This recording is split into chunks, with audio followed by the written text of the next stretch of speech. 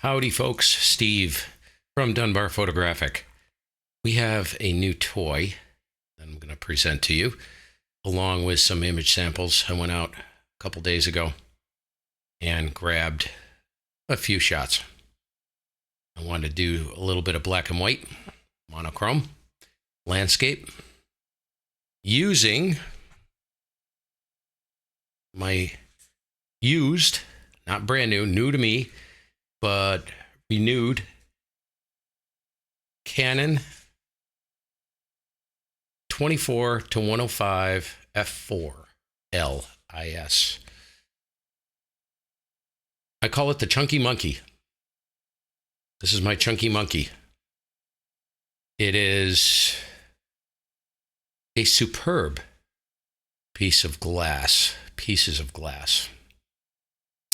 I'm not going to go into the technical aspects. This is not a technical review or anything. I just want to show people a few images and explain why I got this. Basically, I bought this because I had a 24 to 105 EF that I was using adapted on my R6 Mark II, which is what I shot the images you're about to see on. This combination, R6 Mark II and 24 to 105L RF. So my wife is into black and white monochrome, and she wanted to shoot on the 5D Mark II. So I gave her that lens, and I bought this lens. So Christmas comes almost every day of the year. Anyway, super impressed with this lens. It is an external zoom, as you can see. It's a constant f4 aperture, which some may balk at that, but I don't have a problem with that at all. Basically, I'm going to show you a portrait shot I took of my mother. She's 92, bless her heart, still kicking butt, still going strong. And when you see this, I think you'll understand why a lot of pro photographers use this lens for fashion, portrait, glamour, all kinds of stuff. Landscape. I bought this kind of to do a lot of different work. Landscape, portrait. I will say one thing about the portrait. 105 millimeter to me, coming from shooting a lot of candids during the receptions at weddings and different times during the event, 105 is too short because, one, I don't like getting up in other people's grills. And 105, if you want a headshot, you got to get pretty close to them. And I don't like that. So I always shot with a 7200 2.8 and sometimes a 100 400L from across the room. The advantage to that, and I'm not going to get too deep into that, the advantage to that is, to me, a candid is something that you take when they don't even know you're taking it. You get the best expressions if they don't know you're there. The only way to do that is to do that with a long lens, a long focal length. This won't cut it for that. But, of course, for a general portrait, 70 to 100 millimeter, 85 millimeter, yeah, and this was shot, the image I shot of my mother was done at 105 millimeter. So at f4. All of the images you're going to see were shot at f4. I wanted to shoot it wide open to see if things really fell apart and degraded. Like I said, not a scientific review. It does have a couple buttons, a couple switches on here. It does have a lock switch to lock the focus, not the focus, the zoom. It has an autofocus and manual focus switch, and image stabilizer basically is on or off. Of course, this is not like you're not going to really be shooting birds in flight with this unless you're 6 feet away. So it doesn't offer different image stabilizing modes. I will say the image stabilizer on this, I think it's rated at 5 stops.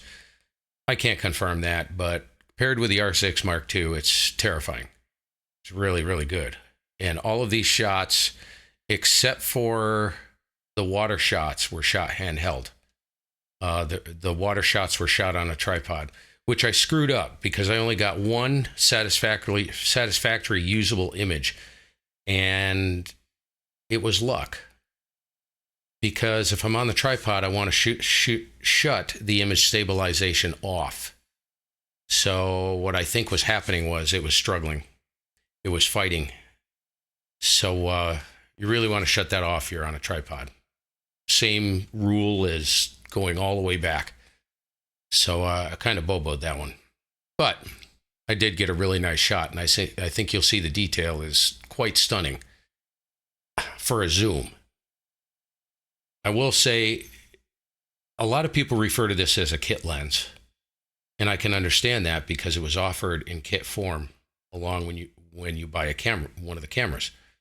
However, this is a true L lens. There is nothing non-L about this. This is very solid feeling. The zoom, it's a very tight lens, an incredibly smooth lens. The one thing I love about this lens is where the zoom ring, the manual focus ring, and the control ring are placed. The control ring is placed right at the end, which is great because I use this for ISO adjustment on the fly. Fantastic.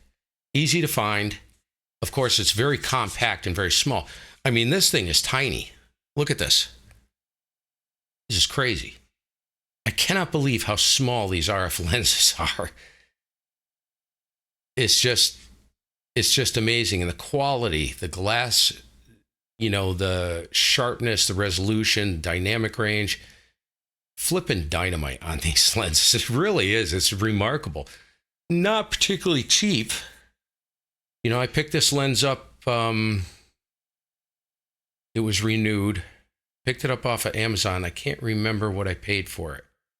Oh, it was about $1,000, just under $1,100. And when it came with the baggie, came with the caps, and the lens hood. And see if I can get it on right. I got it all backwards. There we go. Not a speck of dust. Of course, better not be any fungus. Nothing internally on the elements. Absolutely pristine. And not a mark on the outside of this thing. You'd swear it just came out of a brand new factory box. So I saved about, I think $200 on it. And that's worth it to me. So yeah, you can pick these up renewed, whatever. Is it worth the $200? Yeah, it is. This lens is mint. I cannot find one thing where it got hit, nicked, scratched. Crazy. I don't know how they can do that. I'm wondering if they're just taking them out of the box and selling them for a couple $100 under and sell them as a renewed status. Seriously. To me, it's worth saving a couple $100. All right. Lens hood has a nice feature. I like these. It has a locking button. So if you are going to be, let's say you're doing some street photography, right? Which is one of the reasons why I bought this, as well as landscape and close-in portraits. If this lens gets knocked around, the last thing I want is to lose the lens hood up the street somewhere and have somebody step on it and smash it into a million pieces. That's the nice part about having these Canon lens hoods that have the locking button on them. When you put these on, they lock into place and they don't come off. That's nice. Moving on. That's all I'm going to say about that. Now we're going to get over to the images. So what I'm going to do is I'm going to roll through some images, and I will tell you, I'll explain to you what the raw captures are. I did 3 steps. So I'll show you the raw capture. Now these are not necessarily raw captures. What I did was I converted them over to a maximum JPEG, all right, for showing purposes. And I'll show you one straight out of the camera, one edited in Topaz, which I did a light denoise and a very mild sharpening, and sometimes a color correction. And then I brought it into Nik Silver FX Pro to render the monochrome. And I was going for high structure in these images. So they are high structure, high contrast. All right, here we go. Okay, this is the first one. This is Big Branch. This was raw. This is the image that came out of the camera. And we will go to, this is the Topaz. Topaz correction, a little bit of color correction, mild sharpening, and denoise. Now these were shot at f4, remember? And my focus point was like right in here. Okay.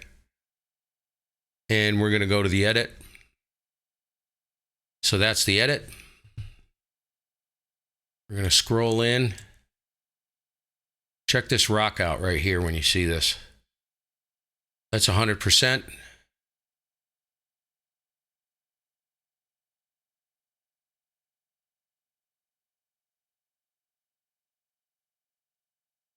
Doesn't it look like there's a some kind of dog howling in there or something? That's weird, isn't it? So there you go. That's that one. Let's move on. Okay, this is a close-up. This was 105 millimeters. Shot at f4. I think, no, I know it wasn't at f4. I had to stop down a little bit. So you can see this is much sharper. 105 millimeters. Give it a little tweak. That's pretty nice.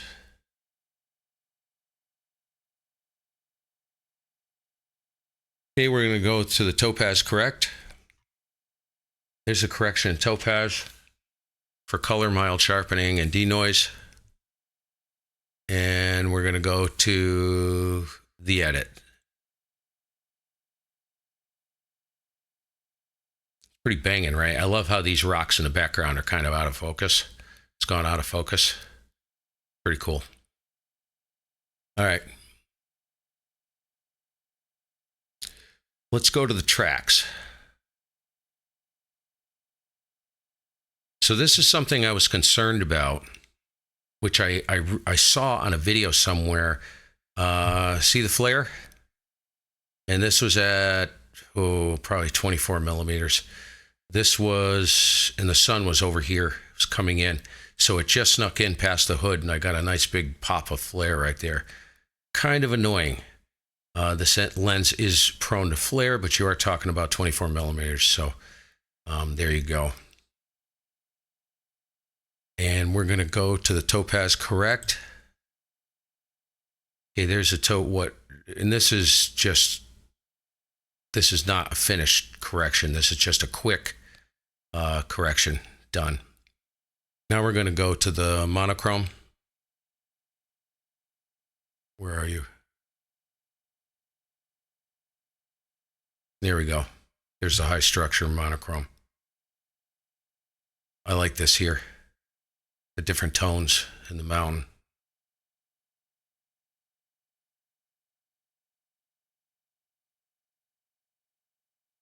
Very cool. You can see the mountains are soft, out of focus. Focus point was like right in here. Okay. Now we're going to go to the cattails. Had some beautiful cattails kind of on the side of the railroad tracks when I was walking along. So this is the raw out of camera image.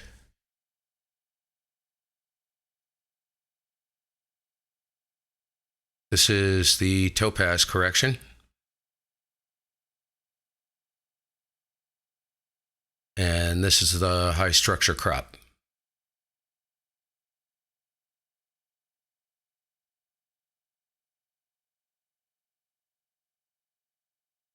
And I was shooting in a film simulation in Nik Silver FX Pro. Okay. Now we've got a portrait I did of my mother, 92 years old, and I wanted a low-key, high-contrast portrait of her, showing basically her age, and this was captured in window light. So this was, don't know the millimeter focal range, I think it was close to 105. I was sitting across the room. F4, and we're going to do, we're going to just go straight to what I did was I just brought this because this was so good. I mean, look at that. Look at the glasses. Now, here's one thing I wanted to mention, right? A lot of people balk at the fact that, well, it's an F4 and not an f2.8. She's sitting on the couch, leaning against the back of the couch. Look at the couch. It's out of focus. Look at this. It's all out of focus. That isn't far. At 105 millimeters, you do not need an f2.8. You don't. That's crazy. Look at the detail in that. All right, we're going to straight to the low key. Here we go. That's money right there, folks. That's killer.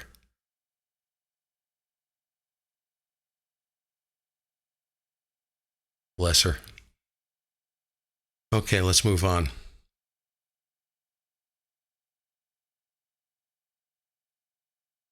Okay, this was raw image captured.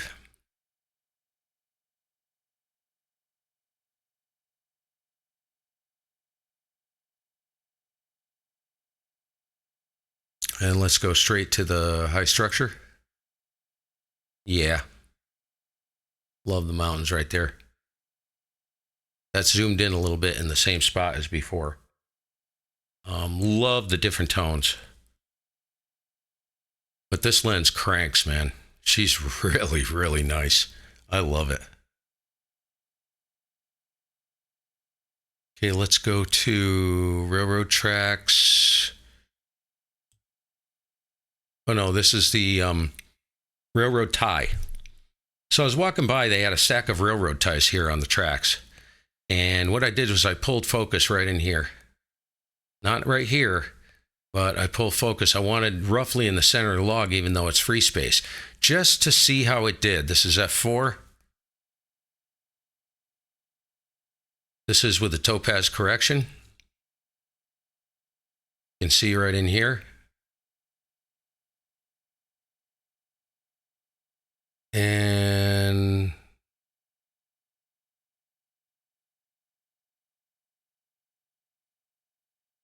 let's see. Yes, this is the high structure.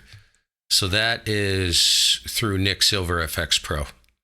I wanted to grab the texture and look at the focus. That was my primary objective, because everybody balks about the f4 aperture and how shallow or how distracting depth of field can be over the f2.8. Well, look at this.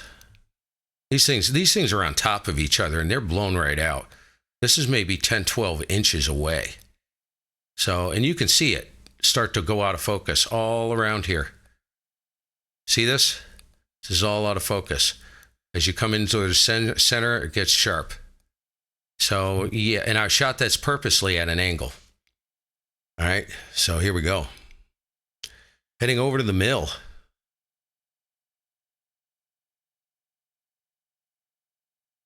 Okay, this is a mill, an old mill up the street, which isn't used anymore. And railroad tracks. I wanted to, this is basically a depth of field study on the lens with different focus points. So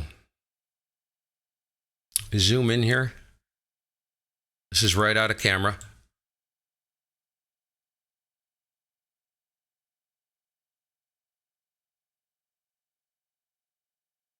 F4. We look at the brick in here. It's pretty good. Let's look at the tracks.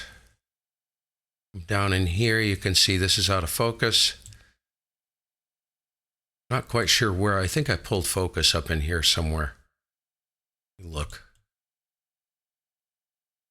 Nope, that's out of focus. Where did I pull focus? Oh, it was close.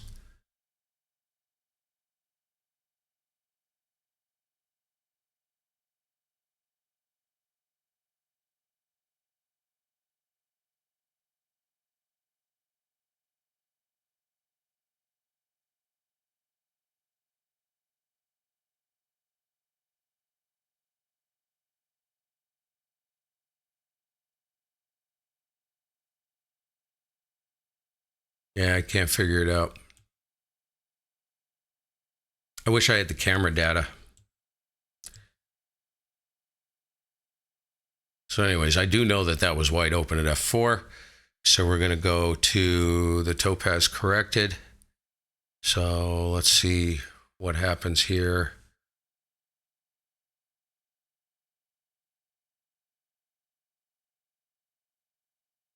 I think I may have focused on the mill on this over here. I'm pretty sure I did.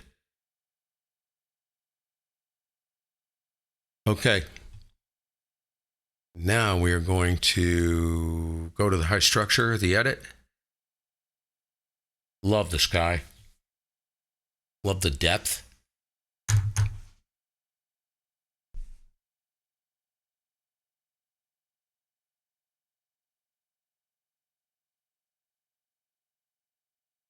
At the edges of the tracks right here.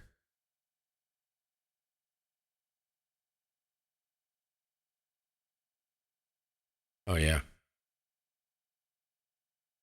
Yeah, this is completely out of focus out here. This is all a mess. So stop down probably to F8 without focus stacking, you know, full focus like right here on the brick, that and this would all be in focus. Like that shot, very cool.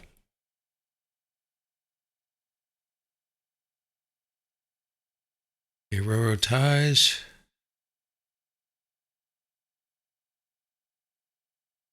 Check this one. Okay, this is a shot of just the tracks. This is something I want you to see. So this was actually the very first one I took. So if you look in here,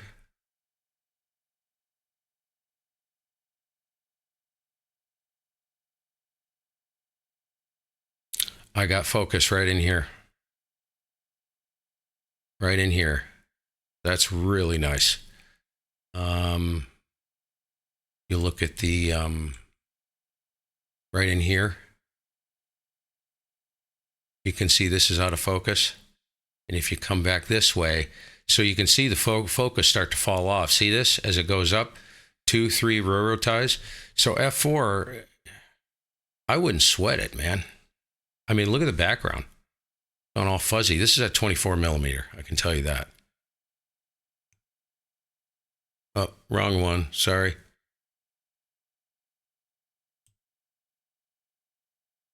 See if I can find it again.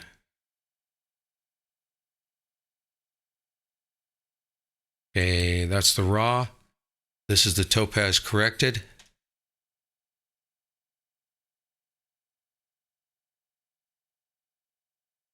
Yeah, look at that.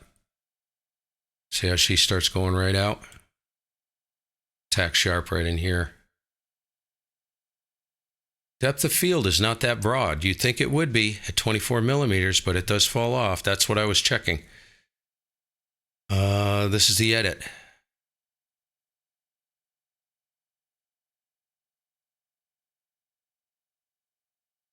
Pretty cool, huh? Like this lens. I like it. So that's it for that. Just wanted to show some image samples. And I guess we'll be back with more. Not much science here, folks. Just having fun. Just showing you some stuff. And we'll catch you all later. Shoot happy. Shoot hard. In whatever light you can gather. See ya.